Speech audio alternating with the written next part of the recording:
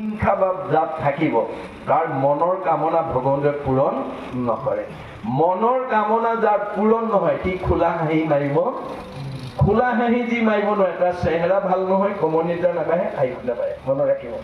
গতিকে আমি এই বেয়া স্বভাৱবিলাক এৰিব লাগিব। বেয়া এৰি ভাল ল'বৰ কাৰণে ভাগৱত শুনিবলৈ আহিব লাগে। এইটোৱে হৈছে ভাগৱতৰ মানে বৈশিষ্ট্য। ভাগৱত নুশুনা মানুহে কোনটো ভাল কোনটো বেয়া তাকেই ক'ব নোৱাৰে। এতিয়া আমাৰ আইনা নোচোৱা মানুহে তেওঁ আগতকৈ বগাই হৈছে নে কলাই হৈছে নে শকত হৈছে নে ক্ষীণাইছে নে তেওঁ গালত কিবা মুখত স্পট কৰিছে নেকি ক'ব নোৱাৰে। সেইকাৰণে গুৰুজনে উপমা দিছে কি বুলি, তুমি জগ জীৱ তোমাক পুজিলে আই আপোনাক যায়, যেন মুখ শ্ৰীক প্ৰতিবিম্ব মুখ দেখয় দৰ্পণ চাই। আমি আইনাখন কিয় চাওঁ? মোৰ চেহেৰাটো ভাল হৈ আছে নে নাই তাক জানিবৰ কাৰণে। আপোনালোকৰ ঘৰত বেছিকৈ আইনাখন কোনে চাই বাৰু? আপুনি লক্ষ্য কৰিবচোন, যদি আপোনালোকৰ ঘৰত ডেকা গাভৰু আছে, যদি নতুনকৈ বিয়া কৰাই অনা বোৱাৰী আছে, তেওঁলোকে 60-70 বছৰীয়া বুঢ়া বুঢ়ীতে সোনকালে আইনাখন দুবাৰ তিনিবাৰ চায়। কিয়? তেওঁলোকৰ চেহেৰাটো ভাল আছে নে নাই সদায় তেওঁলোকে জানিবৰ কাৰণে আগ্ৰহী হৈ থাকে। গতিকে ডেকা গাভৰুবিলাকে যেনেকৈ আইনাখন বেছিকৈ চাই বুঢ়া মানুহতকৈ, ভাগৱত শুনিবলৈ আমাৰ বুঢ়া মানুহতকৈ ডেকা গাভৰুবিলাক বেছিকৈ আহিব লাগে। তেতিয়া তেওঁলোকে নিয়মবিলাকৰ কথা জানিব।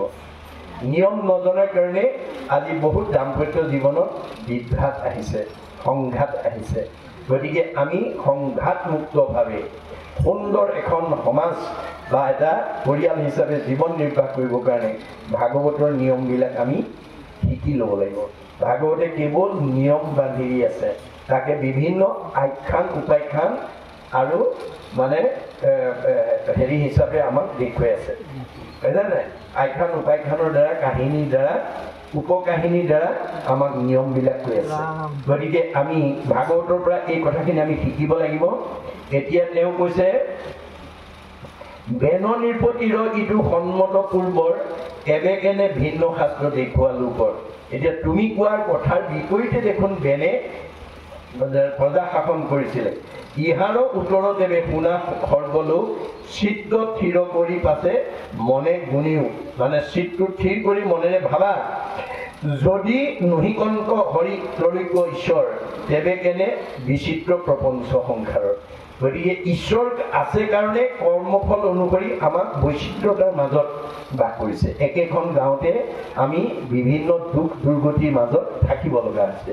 এয়া হৈছে কৰ্মফল। কৰে শুভা শুভ কৰ্ম গুণৰ ইচ্ছাই কৰ্মফলে জীৱে সুখ দুখ পায়। আমাৰ কৰ্মৰ লগত সুখ আৰু দুখটো জড়িত হৈ আছে।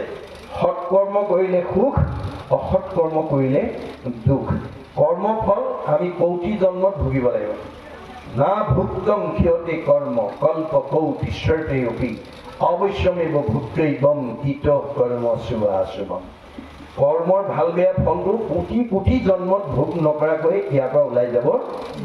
যিটো কথা জানিবৰ কাৰণে ধৃতৰাষ্ট্ৰই কৃষ্ণক প্ৰশ্ন কৰিছিল, বোপা কৃষ্ণ, মই 100 জন্মত কোনো পাপ কাম কৰা মনত নাই, তথাপিতো মই এই জন্মত অন্ধ হৈ জন্ম ল'ব লগা হ'ল আৰু মোৰ জীৱনটোতে 100টা পুত্ৰৰ মৃত্যুৰ যন্ত্ৰণা শুনিব লগা হ'ল। ইয়াৰ কাৰণ কি? কৃষ্ণই কৈছিল, তেহালে তুমি 100 জন্মলৈকে ক'ব পাৰা? বোলে মই 100 জন্মলৈকে ক'ম।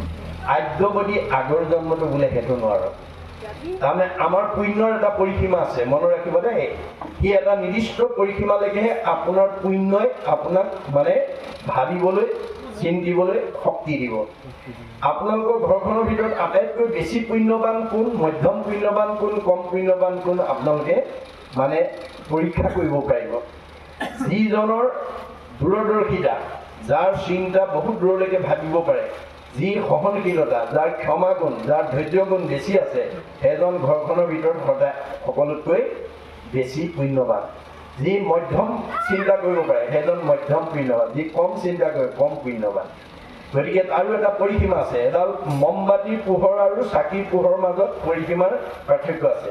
লেমৰ পোহৰৰ মাজত পাৰ্থক্য আছে, লাইটৰ পোহৰৰ মাজত পাৰ্থক্য আছে, পৰিসীমা। এটা পৰিসীমালৈকে লাইটেও পোহৰ দিব, তাৰ আগলৈ আৰু যাব নোৱাৰি। গতিকে ধৃতৰাষ্ট্ৰৰ পুণ্যৰ পৰিসীমাই 100 জন্মলৈকে ক'ব পাৰিছিল, কিন্তু তাৰ আগৰ জন্মটোৰ কথা ক'ব পৰা নাছিল। তেতিয়া কৃষ্ণই জন্ম জন্মান্তৰৰ কথা ক'ব পাৰে তেওঁ, গতিকে সৰ্বজ্ঞ। গতিকে তেওঁ কৈছিল, পেহাদেউ তুমি 100 জন্মৰ পূৰ্বতো ৰজা আছিলা। এদিন মৃগয়া কৰিবৰ কাৰণে সৈন্য সামন্তৰ লগত লৈ এখন অৰণ্যত প্ৰৱেশ কৰিলা, আৰু প্ৰৱেশ কৰাৰ লগে লগে তোমাৰ চকুৰ আগত এটা নুদুকা পহু দেখা পোৱাৰ লগে লগে তুমি সৈন্য সামন্তলৈ অপেক্ষা নকৰি নিজে ধনুত গুণ দি তোনৰ পৰা শৰ উলিয়াই লৈ পহুটো শৰবিদ্ধ কৰিবৰ কাৰণে খেদি গলা। পহুটোৱে উমান পাই নিজৰ জীৱন বচাবৰ কাৰণে বিদ্যুৎ বেগেৰে অৰণ্যৰ মাজলৈ দৌৰ মাৰিল। তুমি পিছে পিছে খেদি নিলা, খেদি খেদি নি অতব্য অৰণ্যৰ মাজ মজিয়াত প্ৰৱেশ কৰিলা। শীতকাল আছিল, বেলি ডুবিল, অন্ধকাৰ হ'ল, পহু মাৰিব নোৱাৰিলা, বাট পথু হেৰুৱালা, লগৰ সৈন্যও বহুত দূৰতে এৰি থৈ আহিলা। অৱশেষত উপায়ন্তৰ হৈ সন্মুখতে এজোপা বৰগছ দেখি তাৰ তলত গৈ কঁপি কঁপি বহিলা। তুমি যিজোপা বৰগছৰ তলত কঁপি কঁপি বহিলা তাত এহাল কপৌচুৱাই পোৱালি সহ বাস কৰিছিল। তোমাৰ কঁপি থকা অৱস্থাটো দেখি কপৌজনীয়ে কপৌটোক কৈছিল, হেৰা স্বামী, যিজন অতিথি আজি আমাৰ গৃহত কঁপি কঁপি বহি আছে তেওঁ আমাৰ দেশৰ ৰজা, আমি তেওঁৰে প্ৰজা। দৈবাত তেওঁ আজি আহি আমাৰ অতিথি ৰূপে দেখা দিছে, আৰু বৰ্তমান তেওঁ জাৰত কম্পমান হৈ আছে। তুমি অনতি পলমে তেওঁক অকণমান জুইৰ ব্যৱস্থা দিয়া। ভাৰ্যাৰ আহ্বান শুনি কপৌটো উৰা মাৰি গৈ পাহাৰৰ দাঁতিত গছে গছে ঘঁহনি খাই জুই লগা অৰ্ধদগ্ধ অগ্নি টুকুৰা এটা আনি তোমাৰ মুখৰ আগত পেলাই দিয়ে। জুইকণ পোৱাৰ লগে লগে তুমি আনন্দ মনেৰে শুকান জাবৰ গোঠাও গোটাই দপ দপকৈ জুই পোৱালা। যাৰ নিবাৰণ হ'ল, কিন্তু দিনটো যে পহুৰ পিছত দৌৰি ফুৰিছিলা তোমাৰ ভোক অনুভৱ হোৱা দেখি কপৌজনীয়ে পুনৰ কপৌটোক আহ্বান জনালে, স্বামী তুমি অতিথিৰ এটা সৎকাৰ কৰিলা, কিন্তু বৰ্তমান তেওঁ ভোকত আতুৰ হৈ আছে, অনতি পলমে ফল মূল এটা দিয়াৰ ব্যৱস্থা কৰা। তেতিয়া কপৌটোৱে ক'লে, হেৰা ভাৰ্যা, ইমান অন্ধকাৰ ৰাতি মই কোনোপধ্যে তেওঁক ফল মূলৰ যোগান ধৰিব নোৱাৰো। তেতিয়া ভাৰ্যাই ক'লে, তেনেহ'লে স্বামী তুমি এই পোৱালিকেইটা তত্বাৱধান ল'বা, মই নিজৰ জীৱন বিসৰ্জন দি হ'লেও অতিথিৰ সৎকাৰ কৰোঁ। এই বুলি মৃত্যুৰ ফালে আগবাঢ়ি আহোঁতে কপৌটোৱে বাধা দি ক'লে, ৰ'বা ৰ'বা ভাৰ্যা, পৃথিৱীত আটাইতকৈ যদি ডাঙৰ বস্তু আছে পুত্ৰৰ প্ৰতি মাতৃৰ স্নেহ। তুমি পুত্ৰ স্নেহত আপ্লুত হৈ যেনেদৰে পোৱালিকেইটাৰ তত্বাৱধান ল'বা, মই পিতৃ হিচাপে তত্বাৱধানৰ অভাৱত যদি কোনো পুত্ৰ মৃত্যুৰ মুখত পৰিব লগা হয় তাৰ দুখৰ ভাগি মই হ'ম। গতিকে পুনৰ মই তোমাক এই পোৱালি তত্বাৱধানৰ দায়িত্ব তোমাৰ ওপৰত অৰ্পণ কৰিলো, আৰু ময়েই তোমাৰ কথা ৰাখি অতিথিৰ সৎকাৰ কৰোঁ বুলি পেহাদেউ তুমি খুৱাই থকা জুই কোৰাত মধ্যম ৰাতি কপৌটো জাপ মাৰি পৰি গেলে। তুমি থাপ মাৰি চৌকাত ধৰি ওপৰলৈ উঠাই আনি মনতে ভাবিলা, ইমান মধ্যম ৰাতি যেতিয়া এটা কপৌচুৱাই কৰিছে, ইয়াত নিশ্চয় আৰু বহুত কপৌচুৱাই আছে। তোমাৰ ইয়াত সুলভ মনোভাৱটো পুনৰ জাগ্ৰত হৈ গ'ল, আৰু মনতে ভাবিলে ইয়াক এৰি দিলে পলাব। তোনৰ পৰা এডাল শৰ উলিয়াই লৈ জুইকুৰা খাওঁতে দুইটা চকু খালি মাটিত দি থলা, আৰু গছত আৰোহণ কৰিলা। আৰোহণ কৰি গৈ দেখিলা, তোমাক আৰোহণ কৰা দেখি কপৌজনী উৰা মাৰি পলাল, আৰু তাত গৈ দেখিলা 100টা পোৱালি আছে, নমাই লৈ আহিলা। আনি পিতৃৰ জীৱন্ত অৱস্থাত সেই কুৰা জুইত এটা এটাকৈ পুৰি উদৰ্ষ্ট কৰিলা, আৰু অৱশেষত সেই পিতৃকো সেই কুৰা জুইতে পুৰি উদৰ্ষ্ট কৰিলা। 100 জন্মৰ পূৰ্বত তুমি যি কৃতজ্ঞ কৰ্ম কৰিলা, উপকাৰী যি অপকাৰ কৰিলা, বিগত 100 জন্মত তুমি তাক ধুই নিকা কৰিব নোৱাৰিলা, যাৰ কাৰণে তুমি এই জন্মত অন্ধ হৈ জন্ম ল'ব লগা হ'ল, আৰু তুমিও জীৱনতে 100টা পুত্ৰৰ মৃত্যুৰ যান্ত্ৰণা শুনিব লগা হ'ল। ন ভুক্তং ক্ষতি কৰ্ম কল্প কৌতিশ্বৰ্গয়পি অবশ্যমেব ভুক্তৈবং কৃত কৰ্ম শুভাশুভ।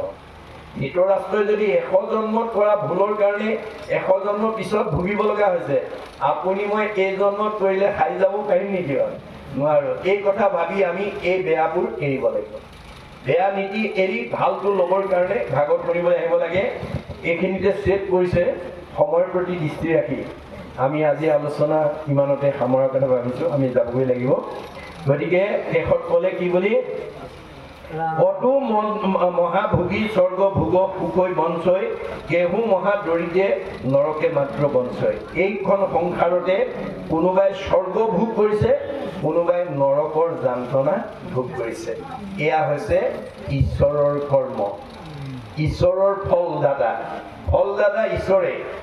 কৰ্মৰ অধিকাৰ আমাৰ গতিকে আপুনি ভাল কাম কৰিলে ভাল ফল বেয়া কাম কৰিলে বেয়া ফল এই ক্ষেত্ৰৰে মোৰে সীমা একেটাই মই কুঁহিয়াৰ ৰুইছোঁ এখেতে তিতা কেৰেলা ৰুইছে তিতা কেৰেলা ৰুই মই কুঁহিয়াৰ ৰস খোৱা দেখি ঈশ্বৰক যদি কয় প্ৰভু মোকো কুঁহিয়াৰ ৰস এগিলাচ খোৱা পাৰিব নেকি বাৰু কাৰণ তেওঁ ৰুওঁতেই তিতা কেৰেলা ৰুইছে তিতাইহে খাব লাগিব তেওঁ কুঁহিয়াৰ ৰস বিচাৰিলে নাপাব আপুনি জীয়াই থাকোঁতে আনক দুখ দিছে হিংসা কৰিছে অন্যায় কৰিছে ঠগিছে আপুনি দুখেই ভুগিব লাগিব মনত ৰাখিব কথাটো গতিকে আমি বেয়াবিলাক এৰি যাতে ভাল লৈ আমি জীৱন্ত অৱস্থাত যাতে সুখ আৰু শান্তিত থাকোঁ মৰিলে যাতে সদ্গতি পাওঁ এয়াই হৈছে ভাগৱত দৰ্শন দে গতিকে আপুনি সুখ বিচাৰিব নালাগে সুখ আপোনাৰ ঘৰলৈ আহিব আপুনি আনন্দ বিচাৰিব নালাগে আপোনাৰ ঘৰলৈ আনন্দ আহিব মাত্ৰ তেওঁৰ কথা কোৱা আৰু শুনাৰ অভ্যাস কৰক মূৰ শুনিৰ মল কথা কহন্ত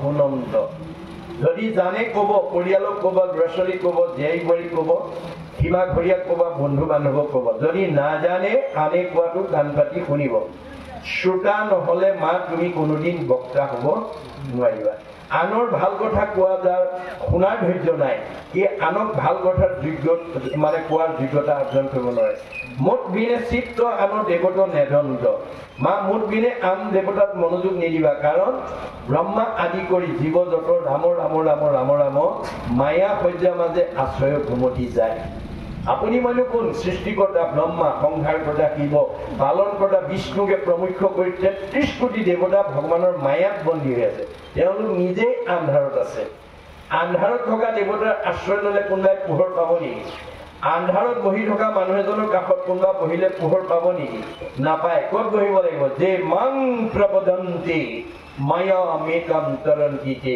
অৰ্জুনক কৈছে মই পোহৰ মোৰ কাষত যেতিয়ালৈকে আশ্ৰয় নল'বা শৰণ নল'বা তেতিয়ালৈকে তুমি অজ্ঞান আন্ধাৰতেই জীৱন কৰাব লাগিব পৰম আনন্দ আহি মনত মিলয় তেবে তাক আৰু তিনি তাপে নচয় আৰু এই কাৰ্যসূচী যেতিয়া তুমি বাস্তৱ জীৱনত সমৰ্পণ কৰিবা পৰম আনন্দ নিজে আহিব আনন্দ আপুনি বিচাৰিব নালাগে কৃষ্ণ কথা কোৱা আৰু শুনাৰ অভ্যাস কৰক আনন্দ নিজে আহিব আৰু তিনিটা তাপে আমাক স্পৰ্শ কৰিব না ভগৱন্তৰ তিনিটা তাপত আমি প্ৰত্যেকেই তাপগ্ৰস্ত হৈ আছো কি তাপ আদি ভৌতিক আদি দৈবিক আধ্যাত্মিক আদি ভৌতিক তাপে আমাক কেনেকৈ দেহ জগত মন জগতত প্ৰভাৱ বিস্তাৰ পেলায় আমাৰ বেদত কৈছে মৃগ পক্ষী মনুষ্য দৈ সৰীসৃপা দৈশ ৰাক্ষসৈ নিৰ্ণং জন্মতে আদি ভৌতিক ভগৱানৰ সৃষ্টি সৰীসৃপ প্ৰাণী সাপ বেং কুম যেনেকুৱা বিছা ভূত প্ৰেত পিশাচ মানুহ অৰ্থাৎ পঞ্চভৌতিক প্ৰাণীৰ দ্বাৰা পঞ্চভৌতিক দেহলৈ যিটো দুখ নামি আহে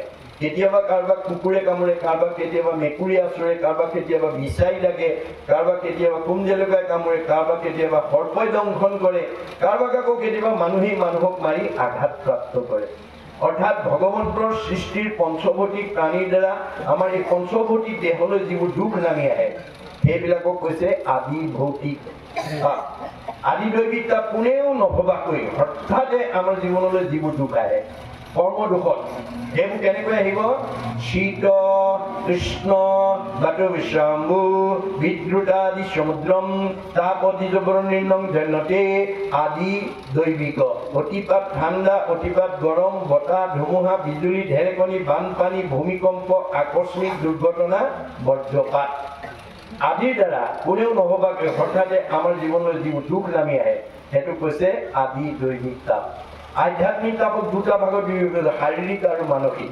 আপোনাৰ শৰীৰত যদি কিবা বেমাৰ আজাৰ থাকে আপুনি কেতিয়াও সুখী হ'ব নোৱাৰে এইটো হৈছে আধ্যাত্মিক আৰু শাৰীৰিক তাপ মানসিক তাপ ছয় প্ৰকাৰে আহে ক্ষুধা তৃষ্ণা জৰা মৃত্যু কোপ মোহ ভোকৰ সময়ত এমুঠি খাব নাপালে শৰীৰে কষ্ট পাব পিয়াহত পানী খাবলৈ নাপালে শৰীৰে কষ্ট পাব জৰা এটা সময়ত কিচকিচিয়া তুলি ডিং মাৰিলে কোনে এমাৰিলেকে দেখে কমনীয় দেহা টান টান বস্তু চুবাই যাওঁ বুলিয়ে যায় খাওঁ বুলিয়ে খায় 60 বছৰৰ পিছৰ পৰা ক্ৰমান্বয়ে কিচকিচিয়া তুলি মৰাপাতৰ দৰে বগা হ'ব দৃষ্টিশক্তি কমি আহিব শ্ৰৱণ শক্তি কমি আহিব শৰীৰ খুতুৰা খুতুৰ কৰিব টান টান বস্তু চুবা দাঁতকেইটা খুলুক ধুলুক হ'ব যাওঁ বুলিয়ে যাওঁ খাওঁ বুলিয়ে খাওঁ বোলা দেহাটোৰ মুখৰ আগত জীয়াৰী বোৱাৰী পুতেকে মুঠি নিদিলে খাবলৈ নোপোৱা অৱস্থা হ'ব সেইদিনাখন আপুনি পূৰ্ব স্মৃতি ৰোমন্থন কৰি এটা সময়ত এনেকৈ খাইছিলোঁ এনেকৈ গৈছিলোঁ এনেকৈ আছিলোঁ আজি এয়া অৱস্থা এই ভাবি যিটো দুখ আহিব সেইটো কৈছে আধ্যাত্মিকৰ মানসিক চাপ। আৰু আপোনজন মৰিলে দুখ লাগে, মৃত্যুৰ ভয়লৈ আমি ত্ৰস্তমান হওঁ, ভাল পোৱা বস্তু হৰণ ভগত হ'লে দুখ লাগে, ইত্যাদি ইত্যাদি। এই তিনিটা তাপৰ পৰা আমি মুক্ত হ'বৰ কাৰণে আমি বিশেষকৈ গৃহস্থী ধৰ্মত পুৱা গধূলি মনত ৰাখিব যে অন্য সময়ত নহ'লেও আন সময়ত হাতে কৃতকাম মুখে ৰাম নাম লৈ থাকক। ব্ৰজৰ গোপীসকলৰ দৰে ভাত ৰান্ধোতে, দধি খিৰাওঁতে, দধি মথন্তে, কাঁহী বাতি ধুৱন্তে, কেঁচুৱা নিচুকাৱন্তে আপুনি কামো কৰি থাকক, ঈশ্বৰৰ নামো লৈ থাকক। সদায় এনেকুৱা সমাজ এখন আমি নাপাওঁ। গতিকে আমি দৈনন্দিন কৰ্মৰ মাজেদি আমি ঈশ্বৰৰ নাম লৈ থাকিব লাগিব। তেতিয়া আপোনাৰ দুখ ভাগৰ আৰু অসন্তোষে আক্ৰমণ কৰিব নোৱাৰে।